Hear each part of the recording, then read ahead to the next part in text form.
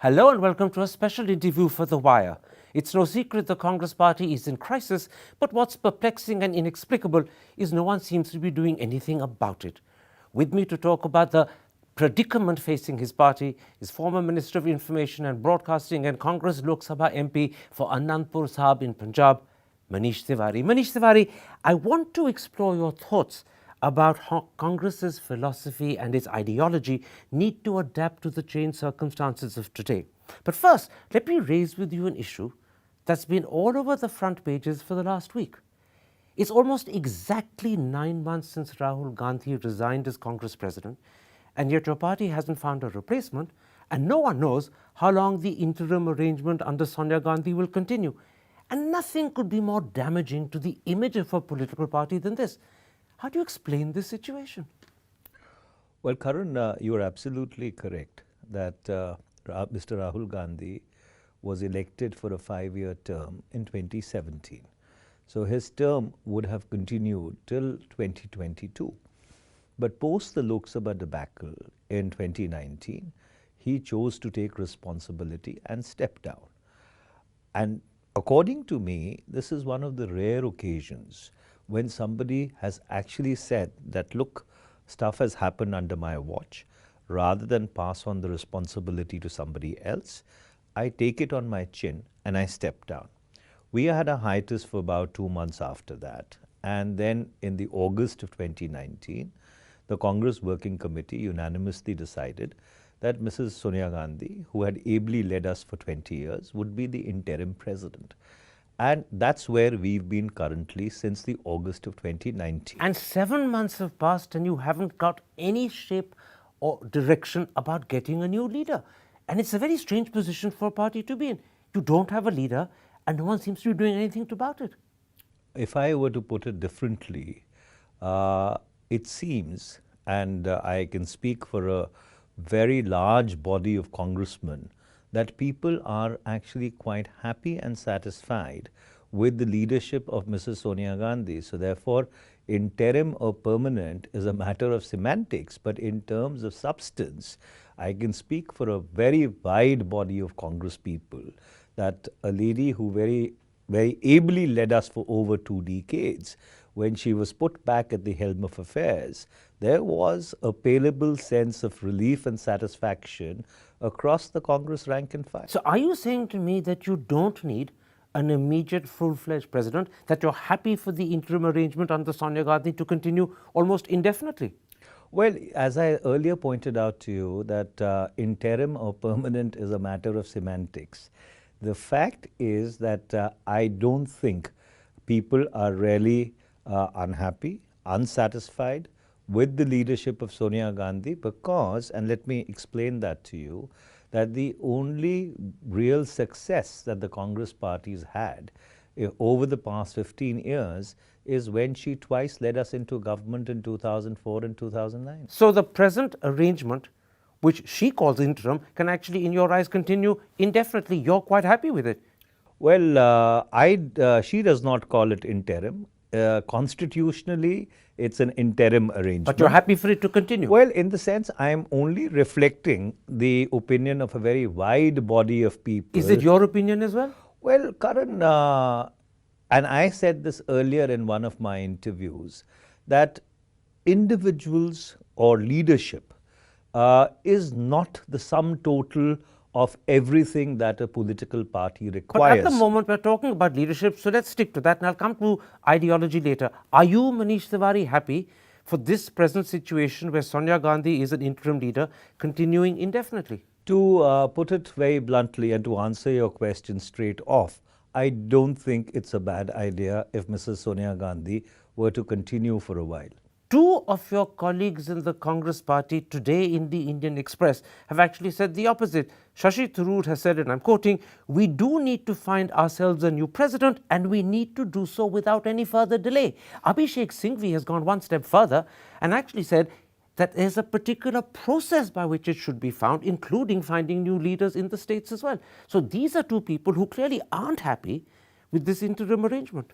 Well, I can't speak on behalf of either Shashi Tharoor or Dr. Abhishek Singhvi, But as someone who's now spent over 4 decades in the Congress party, if I may say longer than both Dr. Singhvi and Shashi Tharoor even put together, a very, very substantive body of Congress people are in fact quite satisfied with the arrangement as it exists today. But clearly, if Shashi Tharoor and Abhishek Singhvi and earlier Sandeep Dixit are saying something else, this suggests that Congress is split over this issue. People like you believe that the present arrangement can continue indefinitely, but there are others who believe you need a full-fledged president and you need it now. So Congress is split.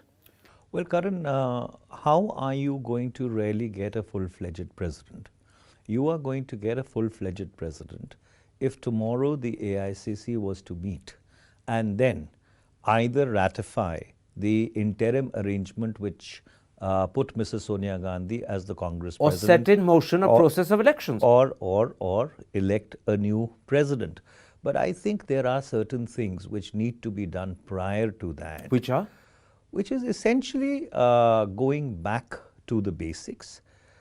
That is having a Panchmari 1.0, whereby the entire gamut of issues, ideological and leadership, which confront the Congress party, need to be discussed, debated, and agreed upon threadbare by a wider body of Congress leaders going across the length and breadth of India.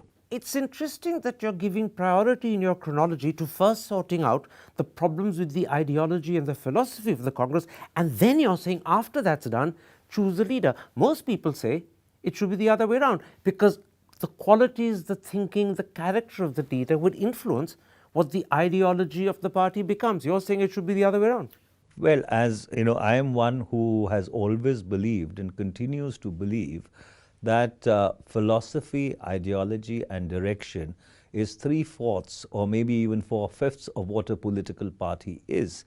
And I find the emphasis on leadership a little overstretched, if I were to put it in those words. But then let me quote you what the Hindustan Times, a Congress supporting paper, said in a leader of your party just about 3 or 4 days ago. These were the words: "What is happening in the Congress appears like anarchy." If one of your most solid supporting papers thinks the situation is anarchic, this is pretty damaging. Well, Karan, first of all, I do not think there's any anarchy within the Congress ranks, but yes, there is concern which has been articulated in the public space by different publications. The Hindustan Times is one of them. But as I was earlier pointing out, if the intent is to revive the Congress party and make it into a cohesive and sharp instrument of opposition which the country currently requires, there are certain ideological conundrums which need to be resolved, as also the pathways with regard to leadership discussed threadbare. And just to repeat, you're saying resolve the ideological conundrums, to use your phrase, first. After that, we will choose a leader. And after that, we will decide, when we choose a leader, whether you formalize Sonia Gandhi and make her the full-fledged leader and remove this interim nature, or you have an election to put another person in place. What I'm saying is that there is a thinking process, a broad-based thinking process, which needs to be initiated. Something on the lines that we did in the September of 1998 in Panchmari after Mrs. Sonia Gandhi had taken over as the president. And in that particular Panchmari session of the Congress party, or brainstorming of the Congress party, a large number of issues which ultimately led up to the Congress becoming the principal party in government in 2004 were actually clinched and decided. Except that Panchmari happened after Sonia Gandhi became president. You're now actually envisaging the opposite, an equivalent of Panchmari happening first, and then the leadership issue being sorted out afterwards. You've got the reversed order. Well, in the sense, at this point in time, I think that order really suits us much better, because as I was earlier pointing out, that the only two templates of victory that we've had in the last 2 decades is really Mrs. Sonia Gandhi leading us in 2004 and 2009. And that's why when she decided to come back or accept the request of the Congress Working Committee to head the party as an interim measure, I think there was a palpable sense of relief across the country. And this is why you believe retaining her is such an important thing, because she's the only president in recent times that has delivered 2 occasions of power for Congress, 2004 and 9. And also possibly the person best suited to keep the Congress party together. Let me put to you 2 reasons why people say Congress is actually not taking critical steps to put a new president in place. The first is that there are many who hope that if you give him enough time, Rahul Gandhi will change his mind and come back. And therefore, what's the need to find a new leader? Because in another 3-4 months, he'll be back. And the opposite view is that a time has come 9 months after he resigned to accept his resignation and move on. Do you believe that this dilemma about give Rahul time and he'll come back is one reason why people are happy for this interim arrangement to continue? I don't think so. I think Mr. Rahul Gandhi was fairly emphatic because A, nobody asked for his resignation, and B, as you're aware, there were many persuasive attempts, public and private, in order to get him to withdraw his resignation, which clearly he did not. He had thought it through and he decided to stick with it. Under those circumstances, at a point in time when we've suffered a second consecutive defeat in the Lok Sabha, everybody felt that Mrs. Gandhi would be the person best suited to hold the party together, and that situation persists even 9 months later. A second explanation that is given why you haven't put a replacement president in place is given by Sandeep Dixit in an interview to the Indian Express, who says that senior leaders or several senior leaders are actually scared that the person chosen may be a rival. They don't want that. So let's continue with the interim arrangement indefinitely, because that's a lot better than one of our rivals getting the job. Well, in a political party, there is always a contest for positions and power.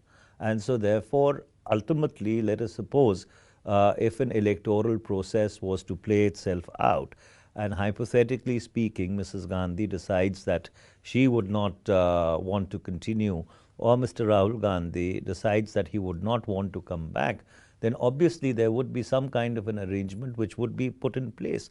And that arrangement would be to the liking of some people and the disliking of such people. But is scare, as Sandeep Dixit called it, one reason why people are not actually starting an election process to replace Rahul Gandhi? I don't think, Karan, that is correct. So you don't agree with Sandeep? I don't think that is correct. I think the overwhelming concern is that possibly, given the situation that we are in, she is the best suited person to keep the party together and even preside over the process of the revival of the party. And the new Panchmadi that you believe is an essential thing. My last question about leadership before I come to this question of ideology, at least 3-4 times you've said that there's an overwhelming consensus, those were your words, that Sonia Gandhi needs to be retained for the time being. Are you absolutely sure this is an overwhelming consensus? Absolutely, Karan, because I joined the Congress party way back in 1981, and I worked my way up through the ranks of the party.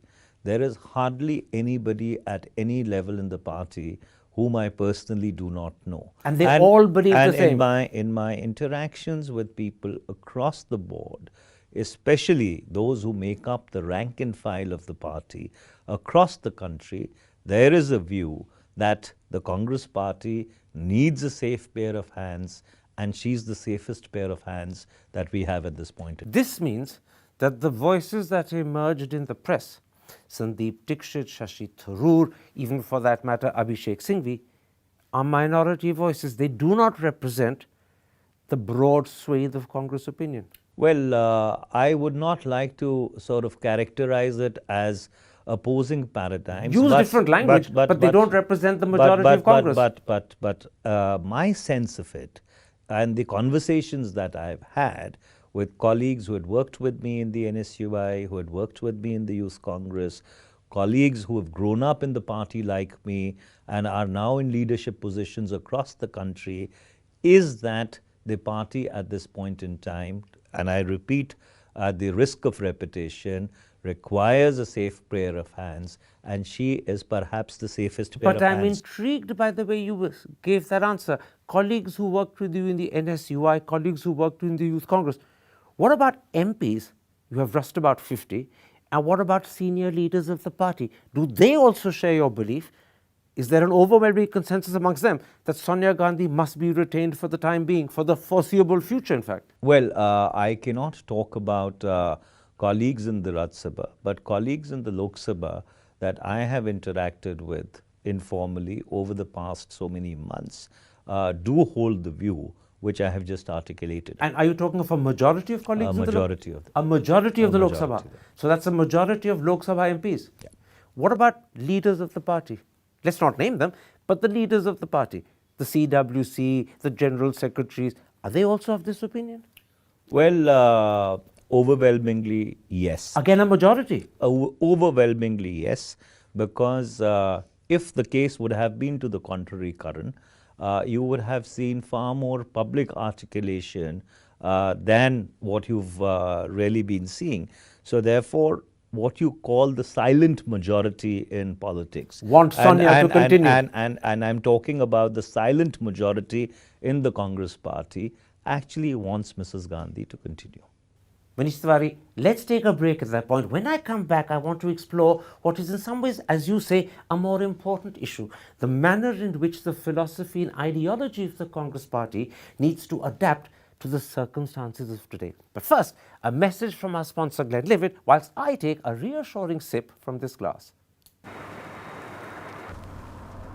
Take a little trip with me, I'm gonna take you home. Take a little history Take a little down this lane of memories. down this lane. So let's raise another glass for the glorious past and the friends we have become. Yeah, yeah, 'cause little did we know the good times come and go, but the best is yet to come. Welcome back to a special interview for The Wire. My guest is former Information and Broadcasting Minister and the Congress Party's MP for the Lok Sabha from Anandpur Sahib in Punjab, Manish Tewari. Manish Tewari, in part one, we talked about the leadership issue. Let's now come in part two to your thoughts about how Congress needs to amend its philosophy and ideology to come in more in line with the circumstances of today. And to begin with, I want to raise the critical issue of the fact that in so many areas that are today important or contentious, people aren't at all clear about what Congress thinks. Let's start with secularism. It's a major talking and debating point in Indian politics. Do you believe there is a need for Congress to carefully, explicitly articulate what it means by secularism? I absolutely believe that that is very important, Karan. And the reason why I believe so is, if you were to rewind all the way back to the Constituent Assembly, the founding fathers of our Constitution, people who had led us during the independence movement, in my estimation, actually imported a classical Western concept called secularism and deliberately inserted it into the design of the Constitution because they believed that in a deeply religious country like India, the state needed to be completely agnostic. So the separation of the church and the state that they envisaged was needed to be absolute. Over a period of time, when we reinterpreted secularism to mean Sarv Dharam Sambhav, that is respect and tolerance for all religions, I think we started down a slippery slope. And therefore, when you start practicing tolerance and respect for all religions as a part of your public policy, then somebody can draw the line here, while somebody can draw the line even to the far right. And you need the line drawn more clearly and explicitly. Oh yes, absolutely, because I think the time has come for the Congress party to really study the Nehruvian concept of secularism. What was the thinking when Pandit Jawaharlal Nehru and his colleagues actually put secularism into the design of the Indian Constitution, and then extrapolated to the situation as it stands today, where there has been a perceptible shift to the right as a country over the past 5 years, and see as to how best we can adapt that definition of secularism to the circumstances that prevail today. You're saying 2-3 very important things. First, you're saying the redefinition of the original constitutional Nehruvian and Ambedkarite concept of secularism as Sambhav has actually led to a certain blurring of the lines, and you believe that that is dangerous. You need a much more explicit separation between church and state, which is what Nehru had in mind, and we need therefore to return to the more rigid Nehruvian Ambedkarite definition, because the one that's replaced it is a more nebulous one, and therefore it blurs the lines and it becomes more easily abused. So let me crystallize it. The first part of your articulation is absolutely correct, that we need to return to the Nehruvian Ambedkar definition of secularism. The second part of it is more tricky, that since the ground has shifted to the right, how do we reinterpret or how do we apply that definition to the current state of the polity? What's your answer? Well, I don't have a clear answer, and that's why when I suggest Panchmari 1.0, these are exactly the issues which need to be fleshed out and discussed threadbare. So what you're saying is, in the first instance, we need to go back to the Nehruvian Ambedkarite definition. Then you need a Panchmari style meeting to work out how that definition will apply to the altered circumstances of today. Oh, absolutely, because ultimately, you see, you are not dealing with political theory in the abstract. You are dealing with a living concept of secularism, which has to be articulated and applied to both the political and the electoral reality. It's not the articulation that's the problem, it's the application. Application, which is important. So because ultimately you have to apply it to both the electoral and the political paradigm. So Literally, therefore, thinking off the top of my head, if you go back to the original Ambedkarite Nehruvian concept of a rigid and strict separation between church and state, then things like lighting lamps at functions, which has a sort of Hindu connotation, or paying for Hajj pilgrimages, all would be ruled out. There would be no involvement of the state in any form of funding of religion, of paying for temple priests, or paying for imams. It would be a complete separation. well, Karan, you are absolutely 100% correct. And in many countries around the world, especially in the West, this rigid separation of the church and the state in terms of religious activity is still very strictly applied. And those countries perhaps have been far, far more successful in really being able to assimilate, imbibe, and carry their multi-ethnic diversity along. And the danger of the reinterpretation as Sarvdharma Sambhav is that we've slid into the right, we've blurred the lines, and we need now to go back to the old strict enforcement, because that is the only way we can ensure that religiosity of the right wing doesn't infuse our politics. That's my view. That's my view, and I, as someone who's tried to apply his mind as deeply as possible, I think, you know, that is a return to the roots, a return to the original classical definition of secularism is imperative. And I do not believe that secularism was the continuum of some 1,000-year-old Indian tradition. No, it's an import. It was a classical Western import that was deliberately engrafted into our constitutional design, because the founding fathers realized that in a deeply religious country like ours, in a very spiritual ethos that we have, there had to be a strict separation of the church and the state. In fact, one of the reasons why this reinterpretation of secularism happened is because of the belief that somehow secularism was part of a 1,000-year-old Indian tradition, and as you're saying, it wasn't. If you view it as that, you naturally slide towards Sarvdharma Sambhav. But if you actually accept what you're saying, that it is an import and you need to maintain it as such, then this strict application will continue and follow. Oh, absolutely. In the sense, I guess we went down a slippery slope when we tried to reinterpret the vision of the founding fathers, and possibly again, given the political context, some people found it expedient or convenient or necessary to do so, but where we've ended up as a result of that is not where we wanted to be. Where we wanted to be. The second concept where the Congress party looks as if it's out of sync both with the times and the mood of the country is the concept of nationalism. We have a very clear idea what Mr. Modi and the BJP mean by nationalism. Would you accept most people aren't at all certain what Congress means by nationalism? Well, that's exactly why we need to articulate our nationalism very, very forcefully. And I think it is important to make a distinction that majoritarianism does not mean nationalism.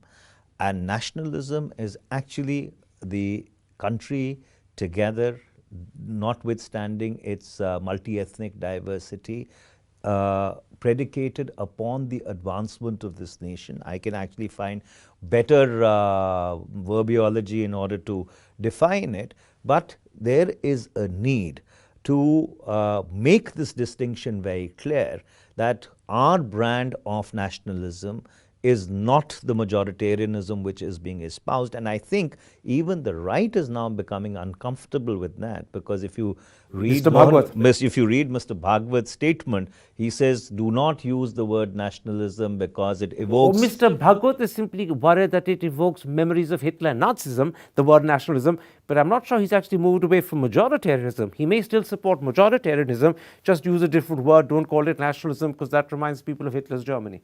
Well, but this is the starting point of discomfort, that if the right is also getting extremely discomforted by the manner in which nationalism and majoritarianism have become synonymous, the time has come for us to articulate an alternative vision of nationalism, which if I may say, actually steeped our body politic over the past 7 decades. The only thing is that it never needed to be articulated because it was something intrinsic in every Indian. But there's a second challenge. Not only do you need to articulate it, but you need to ensure that it has a greater appeal than the majoritarian vision of Mr. Modi. That's the challenge. Not just finding an alternate version of nationalism, but ensuring it's more appealing. Well, Karan, I think given that this interview is taking place as President Donald Trump is in India, I would like to point out that if you look at Barack Obama's interpretation of nationalism / patriotism, and he had defined it very, very cogently. What was his definition? Well, essentially that it is togetherness, and together we will rise, and together, we will build this nation, and it is not about putting up narrow walls between communities, and he said it very beautifully. I have not been able... And you're saying that's the concept, and that's the language as well for Congress. That is the concept, and that is the language for every liberal political party in the world. Okay. A third issue is what you call a general revolt in this country, especially among the youth, against entitlement.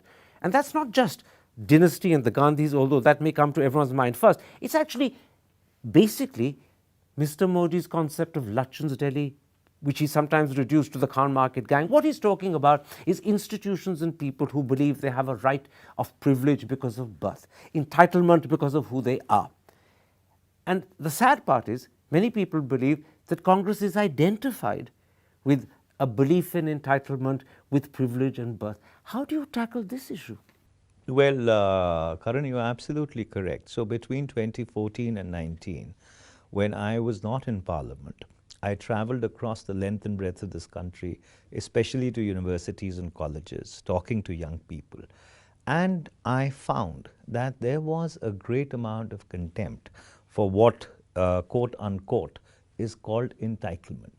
And when I actually juxtapose it with the reality of the Congress Party, where young people in the NSUI and the Youth Congress today who occupy elected positions, unlike us when we were there who were unelected, for the lack of a better word, are actually third or fourth generation congressmen, and who come and tell me that his father or his mother had worked with me in the NSUI or the Youth Congress. So therefore, there are these legacies, and these legacies actually steep the Congress party and maybe many other political structures.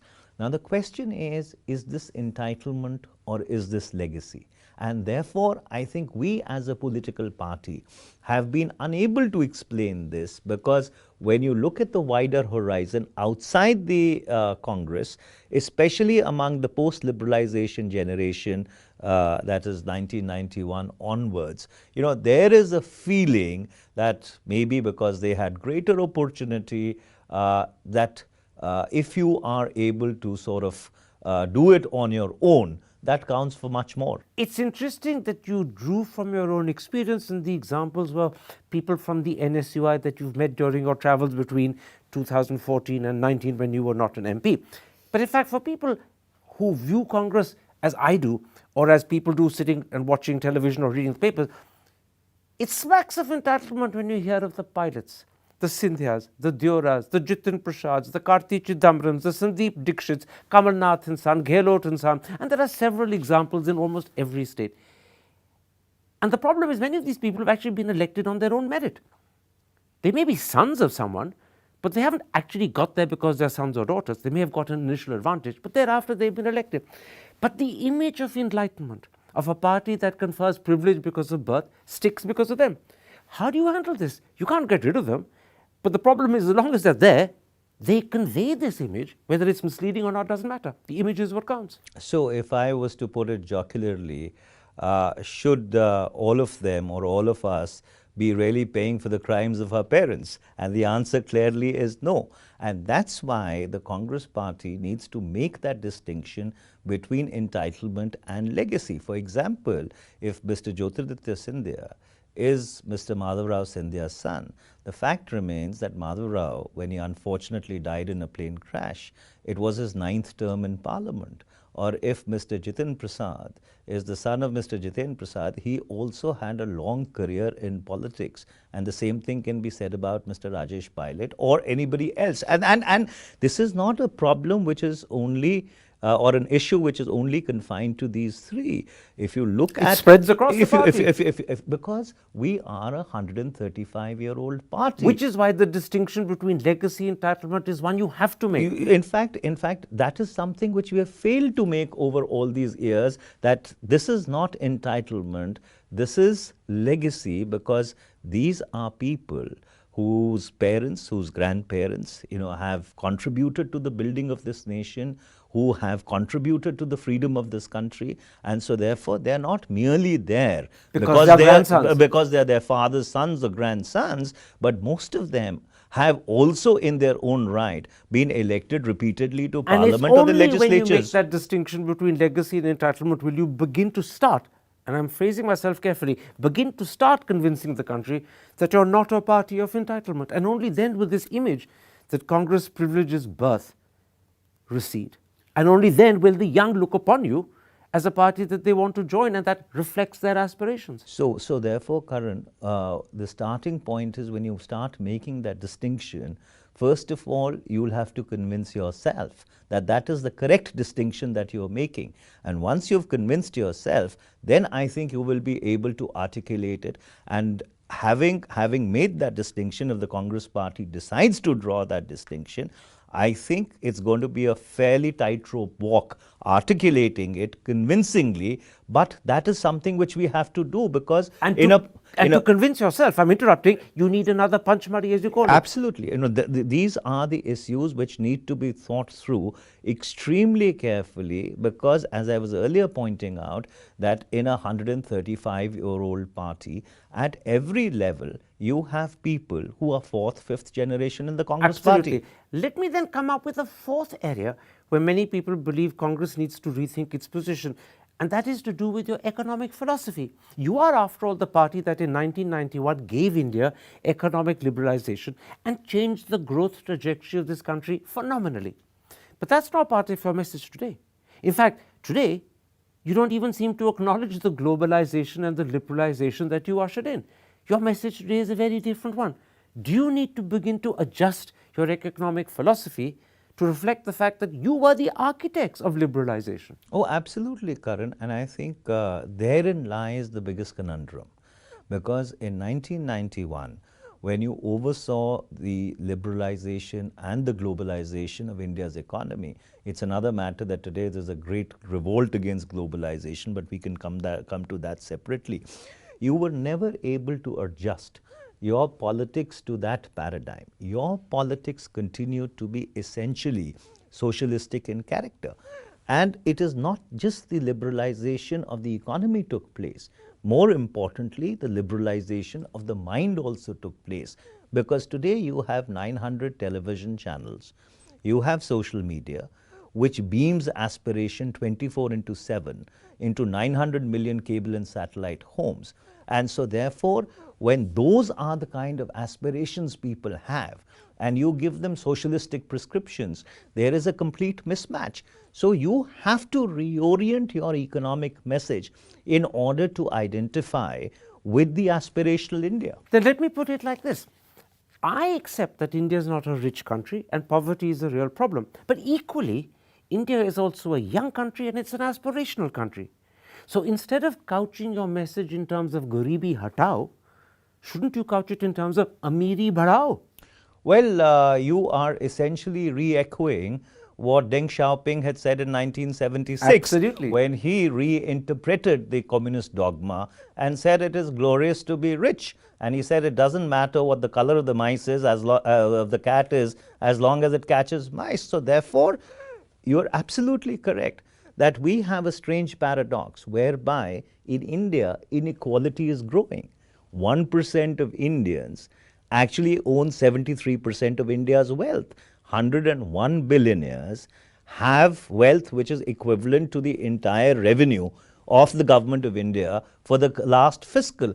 At the same time, you have a hugely aspirational generation In hundreds of millions who want to have a better life and who want to be rich. And the stress on Garibi Hatao doesn't attract them, it puts them off. Well, in the sense, I don't think that it measures up to their aspirations. Their aspirations are much larger than just being at a subsistence And level. this is the language, the rhetoric that Congress needs to not just speak, but before it speaks, it understand and reflect. Absolutely. And I think maybe almost 3 decades post-liberalization, when unfortunately there is another revolt against globalization which is brewing, and the world is coming back towards geographical proximities, and in fact that revolt against globalization is also responsible for the kind of nationalism that we see across countries.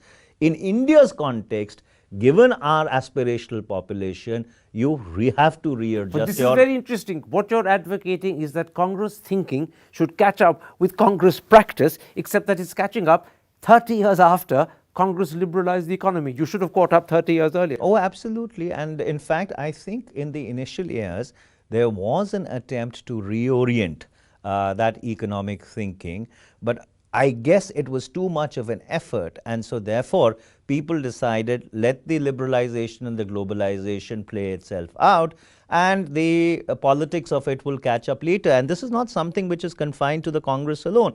If you look at the BJP, the kind of rhetoric But which now is, you're saying we've waited 30 years, we need to catch up. well, that's exactly what I'm saying. I mean, if you look at the BJP also, the kind of language which the Swadeshi Jagran Manch and some of these other people speak is almost very similar to the language which the Congress speaks on many of these you issues. wrote a very interesting article for the Hindustan Times in December 2017 where you raised 2 very evocative critical questions. You said, should the Congress party not clearly delineate where it stands on the issue of personal wealth generated through legitimate enterprise or entrepreneurship? Is getting rich a glowing virtue or still a noxious vice? Absolutely. But 2 years have passed and your party hasn't answered your question. Absolutely. And so therefore that's why when I talk about Panchmari, it is not to deflect from the leadership question, but to exactly deliberate on some of these issues, because I think the country requires an answer, because you have a lot of young people who are getting rich by legitimate means, startups and various other private initiatives. What do you have to say to them? Yeah, what do you have to say And what to do you have them? to offer them? Or do you frown upon them getting affluent, or do you accept, welcome, encourage, and will incentivize that legitimate and kosher path to prosperity? Which is why Amiri Bhadao is what you should be talking about rather than Garibi Hatao. Well, in the sense you've kind of paraphrased it in two words, but I think you've got the essence of it right. It's the deeper thinking. It's just that it has to be said better. So far, Manish Tewari, we've talked about the need for Congress ideology and philosophy to bring itself upfront and more in line with the way the country thinks or should think about secularism, nationalism, entitlement, and economic philosophy. There's one more issue I want to raise with you, and it's one that I imagine concerns all congressmen. It's quite clear that any time in any state your vote share falls below 20%, you become not just unimportant, but often irrelevant. It's happened in UP, Bihar, it's happened in Tamil Nadu, it's happened in Andhra, it's happened in Orissa, it's happened in Bengal, and now it could be happening in Delhi. And the truth is, this is not a new trend. It goes back to the time you lost power in 67 in Tamil Nadu. But as far as I can tell, 15 more years have passed and I don't know what Congress is doing about it. Well, again, you're absolutely correct. So therefore, wherever a third party has been able to insert itself into the polity, or a regional party has sprung up, disappeared. The casualty has been the Congress. And number two, certain political parties have the ability to take far more out of coalitions politically than the Congress. Wherever we've got into a coalition, we've actually ended up second, or we've ended up losing out rather than being able to leverage those coalitions for our political benefit. So therefore, these are the questions which need to be thought through. And Delhi is a classical example, a city that the Congress governed for 15 years. Most of the transformation which we see in this city, and all of us and a bulk of the Congress leadership continues to live in this city, happened when Mrs. Sheila Dikshit was the chief minister. And the people no longer give you credit for that. But notwithstanding that, this is the third successive election that we've lost in Delhi. And it's a matter of concern that whenever you have the rise of a new entity or a regional player getting dominant, the casualty is always the Congress. Are you hoping that the sort of Panchmari conclave that you're talking about, where you thrash out these issues of secularism, nationalism, entitlement, and economic philosophy, and then after that sort out the leadership vacuum, that this will somehow reverse the trend of Congress getting increasingly marginalized in states where third regional parties come up? Are you hoping that will happen? Karan, this is not an instant coffee thing that you have one session and everything gets sorted out. It'll take a long time. It is not a fourth generation antibiotic which is going to take care of all the ailments that you may have. You have to make Panchmari, and I use that as a cliche or as a colloquial term, a regular part of the Congress party building exercise, and have to every 6 months or 1 year keep reviewing your position, keep reviewing political developments as they take place. And I think that is the process of internal thinking, continuously updated, which will bring us into greater political relevance. So you're suggesting the rethinking of the Congress's philosophy and ideology is not going to be something that's just settled in one conclave. It could go on for months, maybe even a year or two. It has to be a continuous process. It has to be a continuous process. And I don't think some of these questions are going to get settled in only one session. But yes. More importantly, it could take not just months, it could take a year and more. Well, I think you have to make a beginning somewhere. And the beginning that we had made in Panchmari in 1998 was a good beginning. And when we reviewed the exercise, or when we did it again in Simla in 2003, it helped the party. So therefore, if you have periodic exercises of these kinds, a large number of issues which are now being articulated in the public space would actually get articulated at these fora. But something else follows from what you're saying. If the Panchmari process, to just use that short form, is going to last for months or even a year or two, then the need for Sonia to continue And let's leave out the terminology, whether it's interim or whatever. But the need for Sonia to continue means she has to be there till it ends. She's got to be there for the next year or two, possibly. Well, as I began this interview, Karan, by saying that a substantive majority of congressmen do believe that at the point where we are, We need her. this is the safest pair of hands that we can be in. And for the foreseeable future. And for the foreseeable future, you're absolutely correct. Manish Tewari, a pleasure talking to you. Thank you.